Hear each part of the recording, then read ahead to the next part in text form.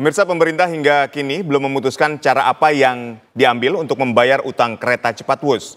Badan Pengelola Investasi Danantara didesak untuk menyiapkan tim untuk melakukan restrukturisasi utang.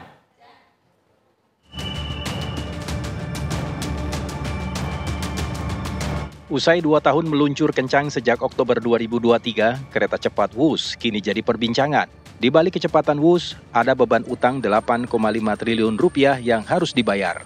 Dana itu merupakan pinjaman dari China Development Bank untuk menutup pembengkakan biaya proyek kereta cepat. Ke semua menteri, kemarin juga ke Pak Purbaya, bahwa kita kan sedang mengevaluasi. Kita sedang evaluasi penyelesaian Wus ini secara keseluruhan, secara komprehensif. Ya tentunya kita dalam mengevaluasi ini kita memberikan ada opsi 1, 2, 3. Nah, begitu nanti evaluasi ini sudah selesai secara baik dan matang, baru nanti kita akan membawa opsi-opsi ini kepada kementerian terkait. Ikut program belanja berhadiah 16 miliar di Depo Bangunan. Belanja di Depo Bangunan bisa semakin untung dan untung. Depo Bangunan, supermarket bahan bangunan yang lengkap, nyaman dan murah. Hanya di Depo Bangunan. Dibangun melalui perusahaan patungan alias konsorsium, laju kereta cepat kini justru membawa utang yang berat. Sejumlah kalangan mulai melirik APBN jadi jalan keluar beban utang. Sementara Dewan Ekonomi Nasional memilih cara restrukturisasi utang.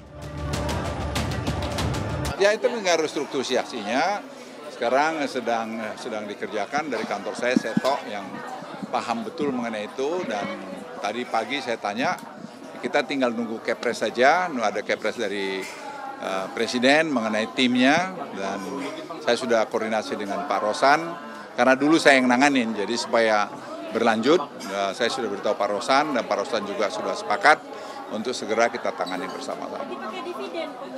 Nanti kita lihatlah, sama dengan LRT mungkin ada gap-nya itu berapa triliun, nanti dari situ kita cicil, sehingga dengan itu nanti bisa jalan. Tapi ingat ya, tidak ada public transportasi itu di dunia ini yang menguntungkan. Selalu banyak subsidi pemerintah, tapi tentu harus subsidi yang betul-betul terukur. Proyek strategis nasional itu membawa teknologi canggih. Cepat keretanya, namun berat utangnya. Menteri Keuangan Purbaya Yudi Sadewa tak sepakat. Utang kereta cepat harus bikin APBN makin berkeringat. Purbaya menolak keuangan negara jadi jalan pintas bayar utang kereta mahal itu. Tapi kalau ini kan kayak ICC di bawah Danantara kan ya. Kalau di bawah Danantara kan mereka udah punya manajemen sendiri, udah punya dividen sendiri yang rata-rata setahun bisa 80 triliun atau lebih. Harusnya mereka manage dari situ, jangan ke kita lagi. Karena kan kalau enggak ya semuanya ke kita lagi, termasuk dividennya. Jadi ini kan mau dipisahin swasta sama government. Ya jangan kalau enak swasta, kalau nggak enak government. Saya pikir begitu ya Pak.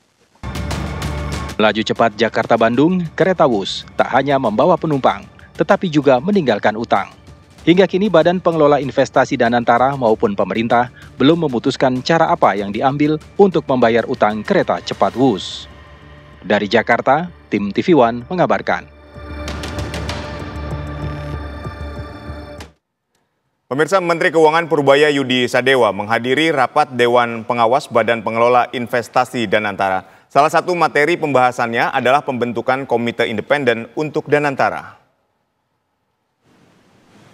Rapat perdana Purbaya dengan Dewan Pengawas Badan Pengelola Investasi Danantara dihadiri Kepala Badan BPI Danantara Rosan Roslani dan sejumlah menteri koordinator. Dalam pertemuan tersebut dibahas mengenai utang Wus ke Cina. Selain itu, rapat juga membahas mengenai rencana kerja kementerian untuk tahun anggaran 2026 dan pemilihan komite independen untuk Danantara. Ini rapat pertama saya di Badan Danantara ini ya. Dewan Pengawas Danantara, baru sekali ini saya ikut. Jadi saya banyak nanya apa sih itunya. Tadi itu persetujuan RKT 2025 dan beberapa rencana mereka di 2026, termasuk tadi pemilihan independen, komite independen untuk Danantara.